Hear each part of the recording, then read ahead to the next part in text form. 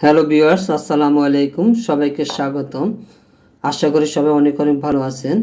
আজকের ভিডিওতে আমি অ্যাম্বোলিট কাশি সিরাপ নিয়ে বিস্তারিত আলোচনা করব। যে সিরাপটি মূলত প্রোডাক্টিভ কফ অর্থাৎ বুকের জমাট বাঁধা ঘন কফ পরিষ্কার করতে সাহায্য করে। আজকের আলোচনার বিষয় হলো অ্যাম্বোলিট কাশি সিরাপটি কোন কোন রোগের জন্য ব্যবহার করা হয়, এটি দিনে কয়বার খেতে হবে, কতদিন খেতে হবে, বর্তমান বাজার মূল্য, গর্ভাবস্থা এবং স্তন্যদানকালীন ব্যবহার ইত্যাদি এই বিষয়গুলো আমি বিস্তারিত আলোচনা করব। সেজন্য আশা করি আপনারা পুরো ভিডিওটি অত্যন্ত মনোযোগ সহকারে দেখবেন। অ্যাম্ব্রক্সল হাইড্রোক্লোরাইডযুক্ত ঔষধ যেমন অ্যাম্বোলিট মূলত শ্লেষাযুক্ত শ্বাসতন্ত্রের অ্যাকিউট ও ক্রনিক প্রদাহ, শ্লেষাযুক্ত কাশি, শ্লেষাযুক্ত অ্যাজমাটিক ব্রঙ্কাইটিস বা ব্রঙ্কিয়াল অ্যাজমা, ক্রনিক নিউমোনিয়া ইত্যাদির জন্য ব্যবহার করা হয়।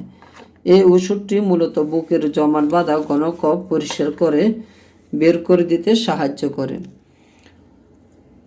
এটি ব্যবহারের নিয়ম হলো 2 থেকে 5 বছর বয়সী শিশুদের জন্য হাফ চা চামচ দিনে 2 থেকে 3 বার খেতে হবে। অবশ্যই খাবার পর খেতে হবে। 5 থেকে 10 বছর বয়সী শিশুদের জন্য 1 চা চামচ দিনে 2 থেকে 3 বার।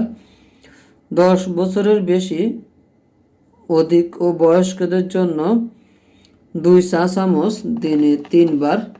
এভাবে 7 দিন বা 10 দিন অথবা ডাক্তারের পরামর্শ মতে খেতে হবে।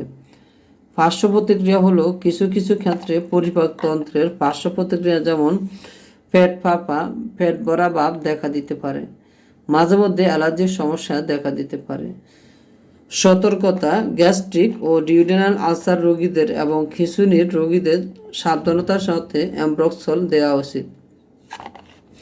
যাদের লিভার ও কিডনির কার্যক্ষমতার অপর্যাপ্ততা রয়েছে তাদের ক্ষেত্রে সাবধানতা অবলম্বন করা উচিত।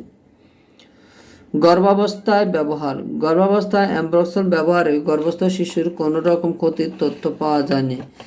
তবুও গর্ভকালীন সময়ে, বিশেষ করে প্রথম 3 মাস, অ্যাম্ব্রক্সল ব্যবহার করা উচিত নয়। স্তন্যদানকালীন অ্যাম্ব্রক্সল ব্যবহার নিরাপদ কিনা তা এখনও প্রতিষ্ঠিত হয়নি।